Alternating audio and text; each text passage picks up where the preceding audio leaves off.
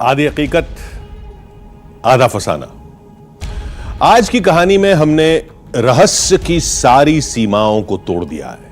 हमने एक ऐसी खोज को अंजाम तक पहुंचाया है जिसे टीवी के इतिहास में कभी किसी और चैनल ने आप तक नहीं पहुंचाया।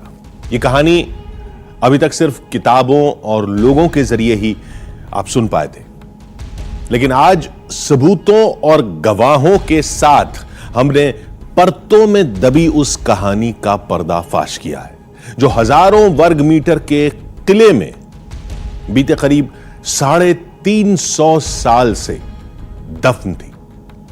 तो चलिए शुरू करते हैं रहस्य और रोमांच से भरा वो सफर जहां सैकड़ों लोगों ने अपनी जिंदगी को दांव पर लगाकर उस खजाने तक पहुंचने की कोशिश की जिसे मराठा साम्राज्य के शिल्पकार छत्रपति शिवाजी महाराज और एक भयानक युद्ध से जोड़कर देखा जाता है।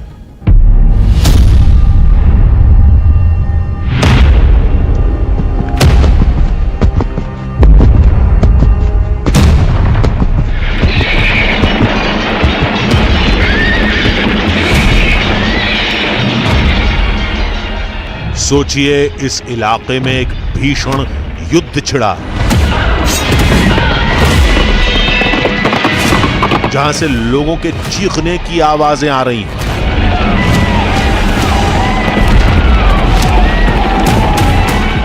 ये कोई कपोल कल्पना नहीं है,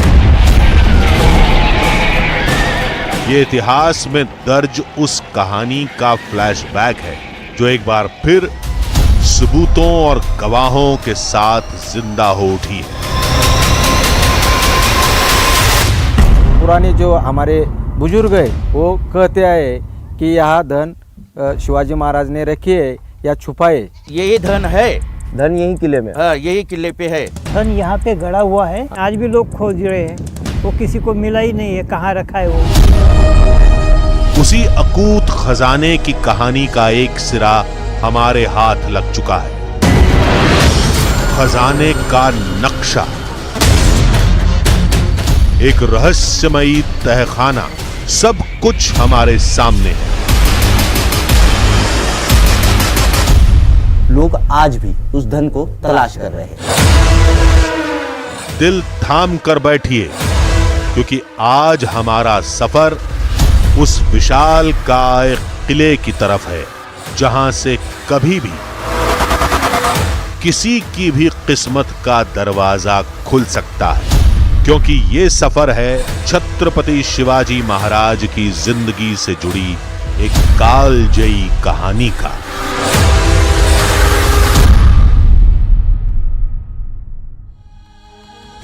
अब आप सोच रहे होंगे कि हम आखिर किस कहानी की बात कर रहे हैं, क्योंकि छत्रपति शिवाजी महाराज के जीवन, उनके शौर्य, साहस और कूटनीति से जुड़ी ढेरों कहानियां सुनाई जाती हैं। लेकिन हम आज शिवाजी महाराज की वो शौर्य गाथा आपको सुनाने जा रहे हैं जिसका जिक्र मशहूर मराठी लेखक मुरलीधर खैरनार ने अपनी शोध नाम की किताब में किया है।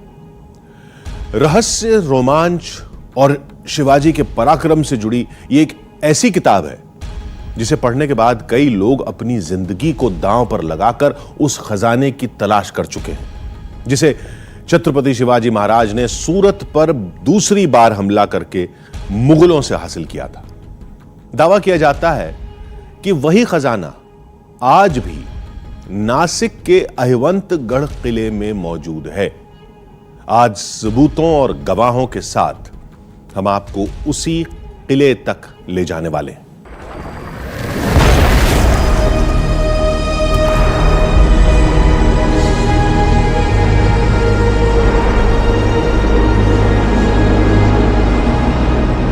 चाह का राह से पुराना नाता है।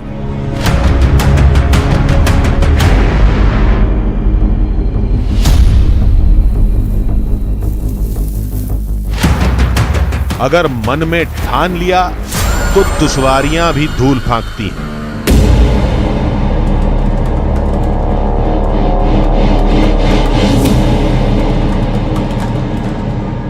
आधी हकीकत आधा फसाना की टीम हर बार की तरह इस बार भी उस सफर पर निकल पड़ी है जो रहस्य और रोमांच के साथ एक ऐसी ऐतिहासिक घटना का साक्षी है जिसके अतीत में खून से सनी एक भयानक युद्ध की इबारत लिखी है।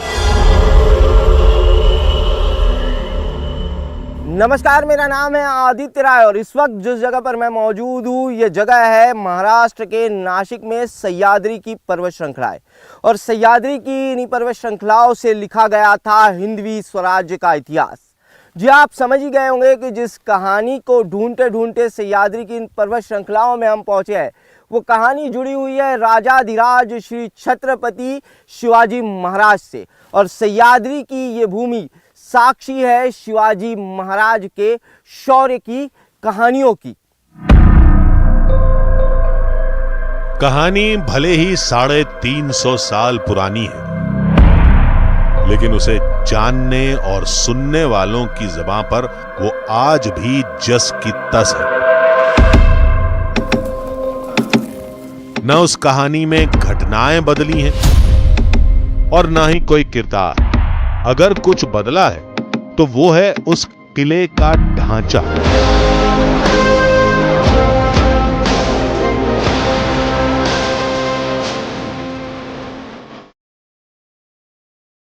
ये यादव राजाओं ने इस किले का निर्माण कराया, उसके बाद किन किन राजाओं ने राज किया यहाँ? उसके बाद में जो अलाउद्दीन खिलजी आया था उसने राज किया। अच्छा, उसके मुगल बाद आए। में मुगल आए और मुगल आने के बाद यहाँ पे सब हिंदू का जो शासक था उसको तोड़ मरोड़ डाला उसने। अच्छा, मुगलों ने फिर वो मुगलों ने उसके बाद में 1688 तक छत्रपति की कारकिर्द में हमारे पूर्वज जो गंगाजीराव मोरे देशमुख, अच्छा, जिन्होंने जो 13वीं पीढ़ी के पहले वाले थे आपके। हाँ, उन्होंने ये सब ताबे में लेके छत्रपति को अर्पण किया था। इस ऐतिहासिक सफर में हमारे साथ आगे क्या होने वाला था ये हम नहीं जानते थे। बस पढ़ी लिखी और सुनी सुनाई कहानियों के सहारे हम खंडहर हो चुके किले की तरफ बढ़ते जा रहे थे। तभी अचानक किले की दीवार पर उकेरी गई एक प्रतिमा ने हमारे कदमों को रोक दिया। मराठा शासकों द्वारा इस प्रतीक चिन्ह के माध्यम से अपने दुश्मनों को यह चेतावनी दी गई थी कि भले ही तुम हाथी की तरह शक्तिशाली क्यों न हो, लेकिन हम शोभ शिल्प है और तुमने हमारे साम्राज्य की तरफ अपनी आंख उठाकर देखा तो हम हमारे एक पैर के तले तुम्हारा सारा साम्राज्य कुचल देंगे। खजाने की तलाश में अब हम किले की चौखट से अंदर की तरफ दाखिल हो चुके थे। ये एक प्रवेशद्वार है, यहाँ से आप किले के अंदर आ गए। हाँ, आ गए। यहाँ से सीढ़ियाँ बड़ी हो जाती है, यहाँ से विशाल बड़ी हो जाती है और और बड़ी ये सैनिकों के बैठने की जगह है। ये सैनिकों को बैठने की जगह है।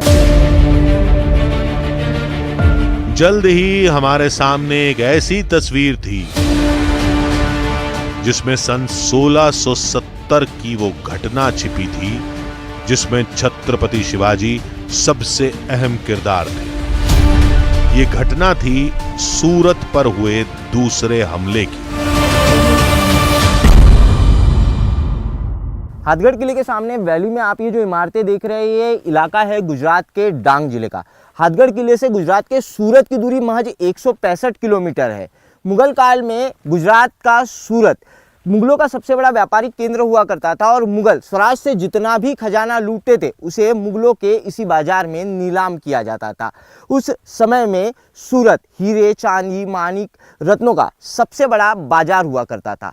जब स्वराज्य को मजबूत करने के लिए छत्रपति शिवाजी महाराज को धन की जरूरत पड़ी तो छत्रपति शिवाजी महाराज ने मुगलों द्वारा लूटा हुआ यही धन स्वराज्य में वापस लाने के लिए सूरत पर सन 1670 में दूसरी बार आक्रमण किया। यानी हम एक ऐसी जगह पर मौजूद थे जहां इतिहास से जुड़ी एक बेहद अहम घटना दर्ज थी। जो छत्रपति शिवाजी महाराज सूरत आए थे लूट करने, वो लूट करके हथगढ़ में आ गए। हथगढ़ में वो 3000 थैली लेके आए थे। वो यहाँ पर लाने के बाद जो छत्रपति शिवाजी महाराज यहाँ पे विश्राम के लिए रुके थे।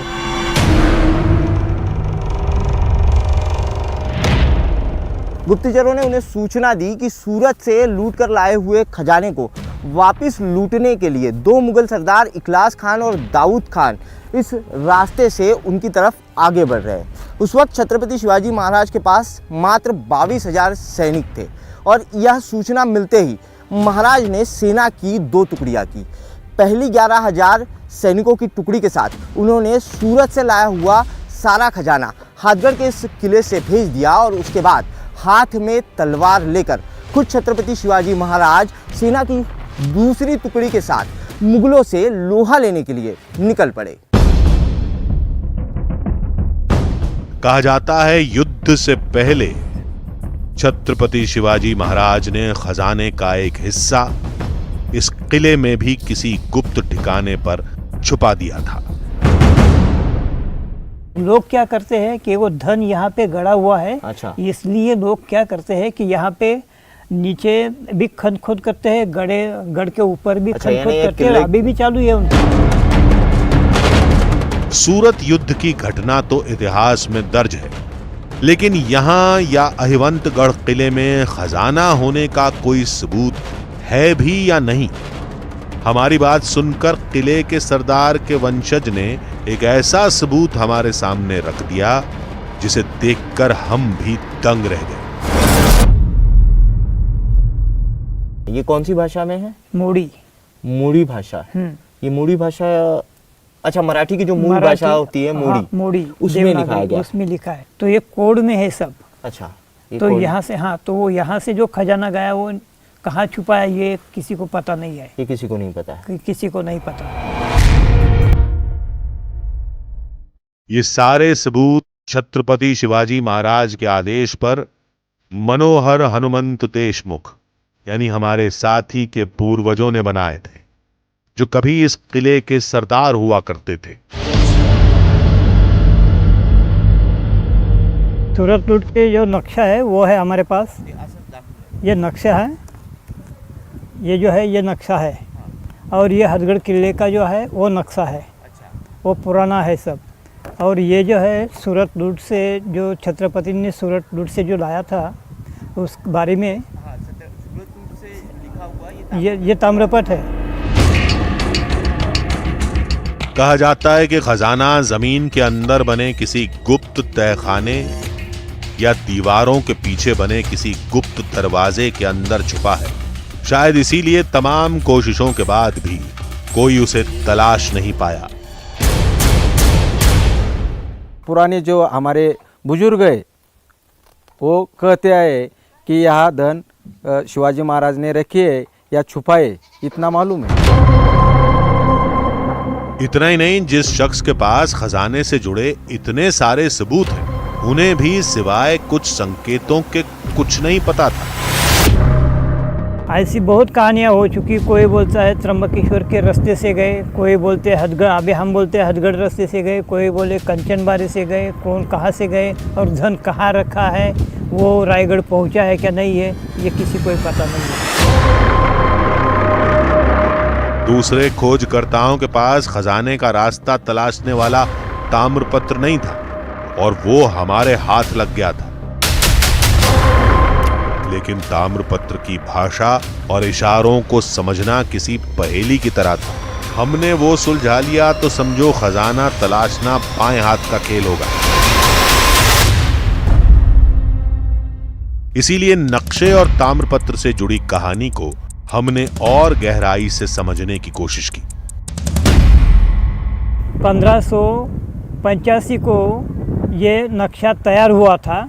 उसके बाद में जो सूरत लूट हुई थी उसमें ऐसा लिखा है कि जो लूट से लाया गया धन जो है वो सही सलामत जिस दो टुकड़ी बनाई थी, एक टुकड़ी के पास उन्होंने वो नक्शा दिया था, उसमें ऐसा लिखा है कि जहाँ रुद्र शिव का मंदिर होगा और जहाँ पे कोई शत्रु हमला नहीं कर पाएगा, ऐसे जगह पे ये ताम्रपट में ये दर्शाता है कि वहाँ पे वो धन उस रास्ते से जाना चाहिए, वहाँ रखना चाहिए।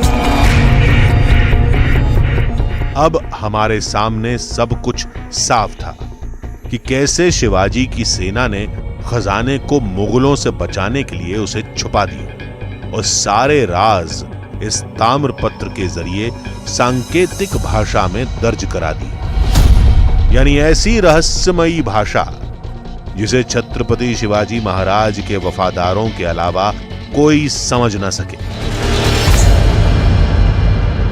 इस शिवकालीन ताम्रपत्र में खुद शिवाजी महाराज ने आदेश दिया है कि सूरत से लाए हुए खजाने को किसी ऐसे किले में छिपाया जाए जहां पर शिवरुद्र यानी हनुमान जी और शिव जी का मंदिर हो।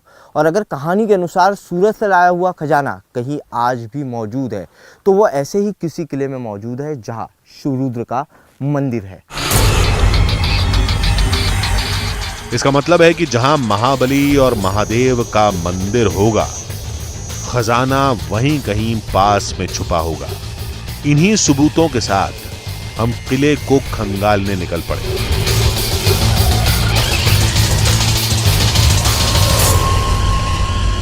सोलह 1670 में शिवाजी महाराज सूरत से खजाना लेकर आए थे। वो खजाना आज भी हाथगढ़ के इस किले में मौजूद है, ऐसा लोगों को लगता है। ये चेंबर देखिए यहाँ पर, ये पूरा कंक्रीट का चेंबर यहाँ पर जो है उस वक्त बना हुआ था। बड़ा जो है ये चेंबर जो है रहा होगा, काफ़ी मजबूत ये चेंबर था। इस चेंबर को देखिए, यहाँ से पूरा चेंबर पैक रहा होगा, लेकिन धन इसी तरीके से छुपाया जाता है। नीचे धन छुपा दिया जाता है और उसके बाद जो है उसके ऊपर स्ट्रक्चर खड़ा कर दिया जाता है। इस स्ट्रक्चर को लोगों ने करीबन 6 फीट तक अंदर तक खोद कर रखा हुआ है। तो क्या पहले खजाना छुपाया गया, फिर ताम्रपत्र में सुराग दर्ज किए गए, लेकिन बाद में शिवाजी ने खजाना खुद यहां से हटा लिया, जिसके जिक्र वाला ताम्रपत्र हमें नहीं मिला। जो भी हो, अगर ऐसा था भी तो वो गुप्त कमरा तो जरूर मिलेगा, और वो मिला तो खजाने की कहानी सच्ची साबित हो जाएगी। खोजते तो आज भी हैं, पेशे तक की बात तो अलग थी, लेकिन आज भी लोग खोज रहे हैं। वो किसी को मिला ही नहीं है, कहाँ रखा है वो।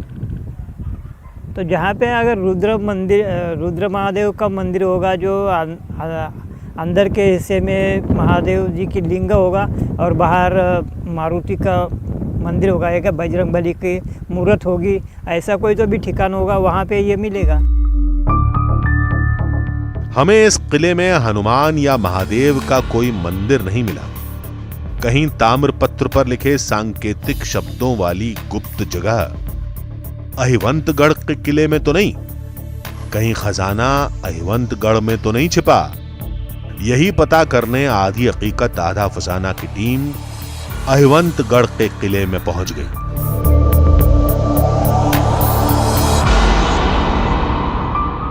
यह अहिवंतगढ़ का किला है और इस अहिवंतगढ़ के किले पे है रुद्र शिव का मंदिर। इस पूरी सह्याद्री पर्वत श्रृंखला में सिर्फ इसी किले पर रुद्र शिव का मंदिर है। और छत्रपति शिवाजी महाराज के ताम्रपत्र में भी ऐसे किले का उल्लेख किया गया है जिसमें रुद्र शिव का मंदिर है। कहते हैं इस किले में ऐसी सैकड़ों गुफाएं हैं जहां पर अगर कोई चीज़ छिपाई जाए तो उसे ढूंढना बिल्कुल नामुमकिन होगा। और इसी वजह से ये कहा जाता है कि सूरत से जो खजाना लाया गया था उसकी एक बहुत बड़ी खेप इस किले में लाकर छुपाई गई। किले में दाखिल होने से पहले इसकी भौगोलिक स्थिति को समझना जरूरी था। किले में ये सबसे बड़ा किला है। इस किले पे रुद्र शिव का एक मंदिर है। अच्छा, इसी किले पे इसी किले पे रुद्र शिव का एक मंदिर है। और ये किले पे बहुत बड़ी बड़ी गहरी गुफाएं, कुछ तो गुफाएं ऐसी है यहाँ बहुत लोग रह सकते, कुछ भी रख सकते, धन भी रख सकते। लेकिन इस किले में अभी तक कोई ज्यादा गुफाएं लोगों को मिली भी नहीं। मंजिल हमारे सामने थी, लेकिन हम ये हरगिज नहीं जानते थे कि अब हमें किन चुनौतियों का सामना करना था।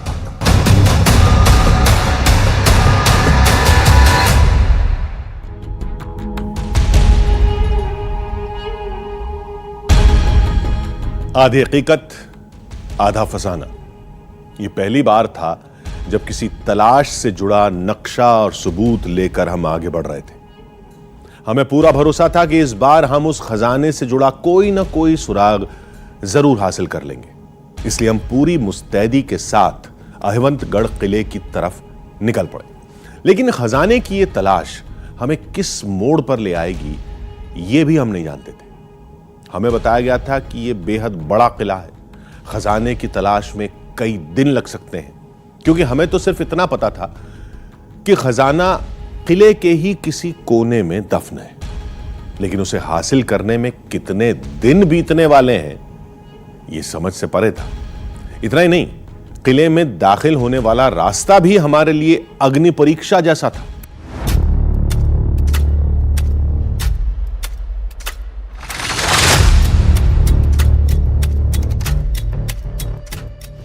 अहिवंतगढ़ के दुर्ग तक पहुंचने का रास्ता बेहद दुर्गम था, मानो कांटों की सेज पर चलना हो और आग के दरिया को पार करना हो।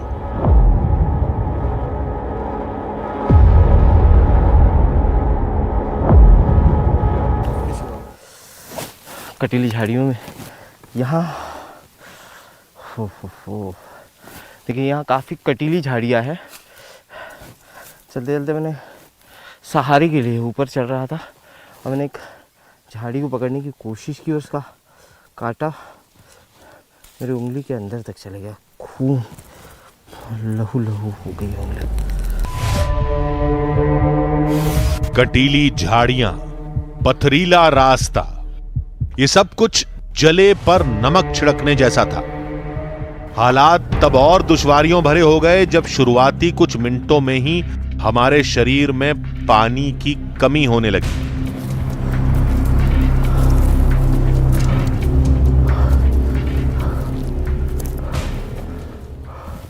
धूप बहुत तेज हो चुकी है, मेरे होंठ पूरी तरीके से सूख चुके हैं और शरीर डिहाइड्रेट हो रहा है। चला। ये दुर्गम रास्ता इस बात की भी गवाही दे रहा था कि आखिर खजाना छिपाने के लिए छत्रपति शिवाजी ने इस जगह को क्यों चुना होगा।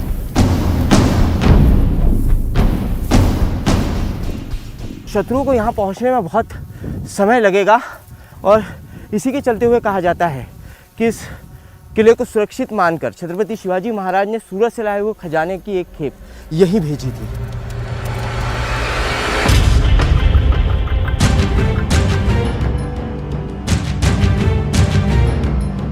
दावा तो यह भी किया जाता है कि अपने मकसद को कामयाब बनाने के लिए शिवाजी ने एक खास महीने को चुना था और वो महीना था अक्टूबर का।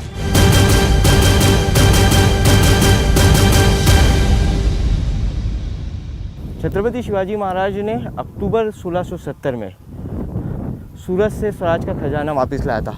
अक्टूबर के महीने में ये इलाका पूरी तरीके से हरा होता है, ठंड का समय होता है थोड़ा थोड़ा, और उस वक्त बारिश भी होती है, जिसके चलते हुए ये पूरा इलाका काफ़ी हरा होता है और उस समय यहाँ चढ़ना और भी मुश्किल हो जाता है। ऐतिहासिक साक्ष्यों के मुताबिक खजाने को पहले मराठाओं ने तलाशा, फिर पेशवा और मुगलों से लेकर ब्रिटिश हुकूमत तक सबने खजाना तलाशने की कोशिश की, लेकिन खजाने का रहस्य छत्रपति शिवाजी महाराज की मौत के साथ ही गुम हो गया। यानी खजाना कहीं तो है, ये बात तय है, लेकिन कहां, आज हमें वही तलाशना है। अहिवंतगढ़ किले के ऊपर हम आ गए हैं। हमारे साथ आए लोकल गाइड ने हमें बताया कि कुछ दिनों पहले इस जगह पर बाहर से आए हुए कुछ लोग खुदाई करते हुए दिखे थे। शायद से हो सकता है यहाँ कोई गुप्त जगह हो। गांव के लोग भी इस तरफ इसलिए नहीं आते क्योंकि यहाँ से बिल्कुल नीचे ढलान है और यहाँ से उतरना बहुत ही खतरनाक हो सकता है। और अब जो कुछ हमारे सामने था वो इस बात की साफ गवाही दे रहा था कि किले को लेकर कही सुनी बातें सिर्फ कहानियां नहीं थी, बल्कि उनका हकीकत से गहरा नाता है, क्योंकि किले पर विशाल पत्थरों को काटकर ऐसे चेंबर बनाए गए थे जिनका इस्तेमाल कभी शिवाजी की सेना ने किया होगा। हेवंतगढ़ के किले में इस तरीके से यहाँ पर सिपाहियों के छुपने के लिए ये खंदक बनाए गए हैं। ये प्राकृतिक नहीं है, चट्टानों को खोद कर यहाँ पर स्ट्रक्चर बनाए गए। और यहाँ पर ये देखिए पानी के स्रोत है, छोटे छोटे पानी के स्रोत बनाए गए हैं ताकि यहाँ जब सिपाही रहे तो उनको पीने के लिए पानी मिल सके। अब अतीत की तस्वीर किसी सिनेमा की फिल्म की तरह हमारे सामने चल रही थी, क्योंकि हम उस रुद्र और शिव के मंदिर के पास पहुंच चुके थे जहां खजाना छिपे होने की सबसे ज्यादा संभावना थी। हेवंतगढ़ के किले के ऊपर ये रुद्र शिव का मंदिर है। रुद्र यानी कि हनुमान जी और शिव यानी कि महादेव। और कहानियाँ कहती है कि इसी किले में सूरज से लाए गए खजाने की बड़ी खेप आज भी छिपी हुई है। लेकिन अब भी हमारे हाथ हताशा और थकान के अलावा कुछ नहीं लगा था। उस पर दिन धीरे धीरे ढलता जा रहा था। यहाँ से नीचे उतरने के लिए हमें रस्सी बांधनी पड़ी है। ढलान काफ़ी सीधी है नीचे और रात का समय है। यहाँ से ढलान एकदम सीधी है।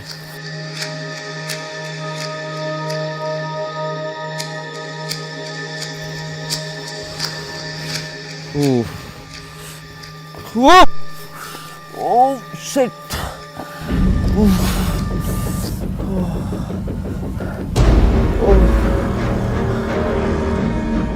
देखिए यहाँ से ढलान इतनी खड़ी है कि रस्सी होने के बावजूद यहाँ पकड़ बनाना बिल्कुल मुश्किल है।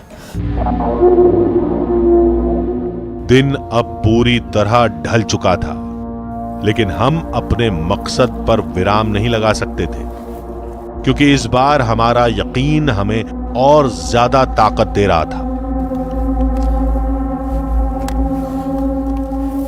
पूरा चट्टानी इलाका है, खड़ी चट्टानें हैं यहाँ पर और नीचे हजारों फीट की ढलान है। यहाँ आने जाने का कोई रास्ता नहीं है।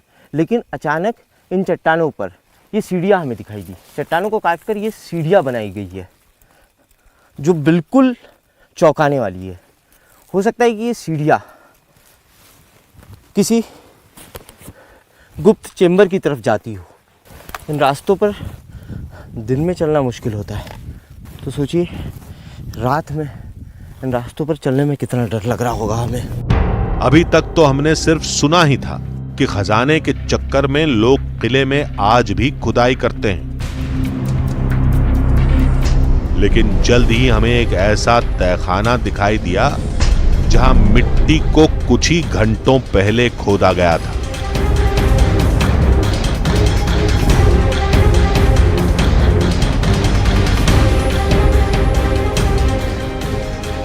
ये अभी खुदा हुआ है।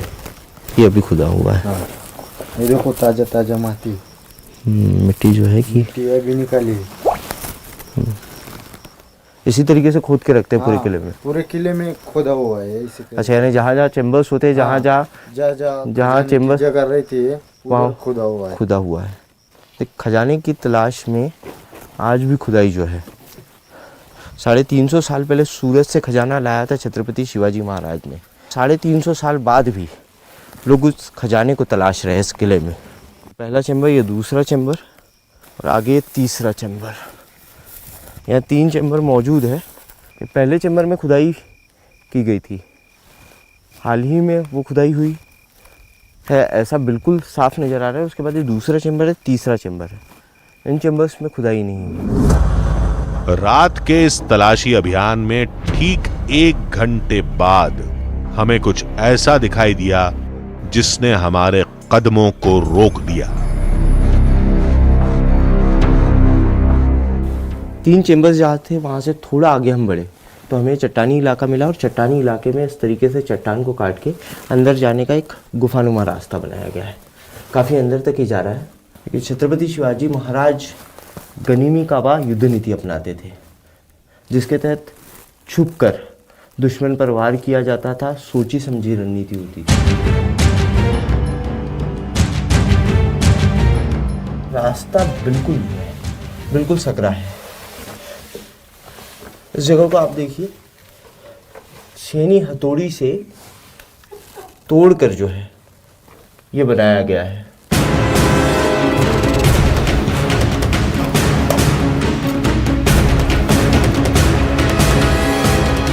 30 से 35 फीट अंदर आने के बाद यहाँ ये चेंबर बंद हो जाता है। यह पानी का एक स्रोत है और इसके अंदर एक चेंबर पानी के अंदर दिखाई दे रहा है।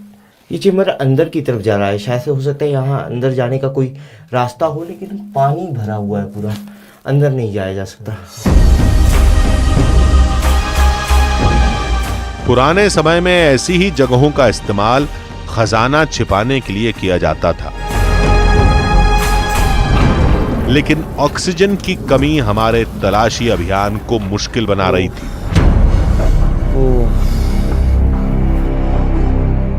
ऑक्सीजन बिल्कुल कम है यहाँ ऑक्सीजन है ही नहीं। सर भारी भारी लगने लगा है। पता नहीं पानी यहाँ कैसे आया, लेकिन इसके अंदर जाने का एक चेंबर दिखाई दे रहा है। यहाँ कोई आदमी नहीं रख सकता क्योंकि ऑक्सीजन की बिल्कुल कमी है। देखिए आप पसीना मेरे चेहरे पे साफ देख पा रहे होंगे, खिंचाव मेरे चेहरे पे साफ देख पा रहे होंगे, क्योंकि ऑक्सीजन यहाँ नहीं मिल पा रही है। बाहर निकलते देखिए बहुत सफोकेशन हो रहा है। थोड़ी देर के लिए यहाँ से बाहर निकला जाए।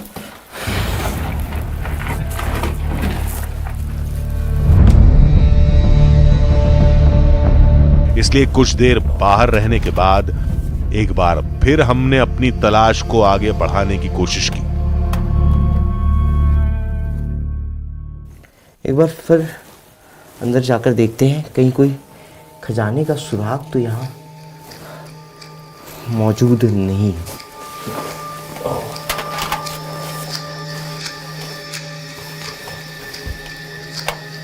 पानी के अंदर जानवरों की कुछ हड्डियां दिखाई दे रही है। अंदर जाने का एक रास्ता दिखाई दे रहा है, लेकिन सफोकेशन बहुत हो रहा है। क्या हुआ? अचानक हमारे हाथ कुछ ऐसा लगा जिसने उम्मीद के बुझते दिए को एक बार फिर रोशन कर दिया। हमने जो शिवकालीन ताम्रपत्र देखा था, ठीक उसी की तरह ये लग रहा है। तांबे के पत्र पर, तांबे के इस पात्र पर कुछ उकेरा गया है, समझ में नहीं आ रहा है ये क्या है। यहाँ भी एक मंदिर का निशान दिखाई दे रहा है, यहाँ भी एक मंदिर का निशान दिखाई दे रहा है, लेकिन पता नहीं ये है क्या। इसको एक्सपर्ट को दिखाएंगे, एक्सपर्ट्स को दिखाने के बाद ही पता चलेगा ये चीज है क्या। ये हूबहू वैसा ही तांबे का टुकड़ा था जैसा हमने किले के सरदार के 13वें वंशज के पास देखा था। इस पर भी सांकेतिक भाषा में कुछ लिखा था, लेकिन सवाल यही था कि आखिर ये इस गुफा तक कैसे पहुंचा। इस सवाल का जवाब हासिल करने के लिए हमने एक बार फिर मनोहर हनुमंत देशमुख का रुख किया। ये मेरा ही ताम्रपट है। जब मेरे घर में 2010 में चोरी हुई थी, तब मैंने ये ताम्रपट मेरे पास मेरा ही है। ये तो चोरी जब हुई थी तो वो लेके गया होगा कि कोई खजाना बिजाना ढूंढना होगा। चोरी की घटना कैसे हुई थी? ये तो अभी चोरी की घटना ऐसी है कि सबको मालूम है, ये वंशज है। अच्छा। और इसके पास ये ताम्रपट वगैरह है, तो उससे कुछ पता चले। तो इस मामले में तो ये चोरी हुई थी, तो मैंने एफआईआर भी कलवन पुलिस स्टेशन में नोंदाया था इसका। कैसे पहुंचा फिर? अभी ये किसने कैसा लेके गया होगा, वो चोर लेके जा सकता है ना। लेकिन ये तो मोड़ी लिपि में है, जिस लिपि में लिखा होगा उस लिपि को जानते हैं लोग। जानते हैं ना, मोड़ी को जानते हैं, इधर के लोग जो जानते हैं, क्योंकि जो पुराने लोग हैं वो जानते हैं। अभी जो जिनको देवनागरी आती है, मराठी भाषा आती है, तो उसी मोड़ी उसी का ये है ना। बहुत चौंकने वाली बात है।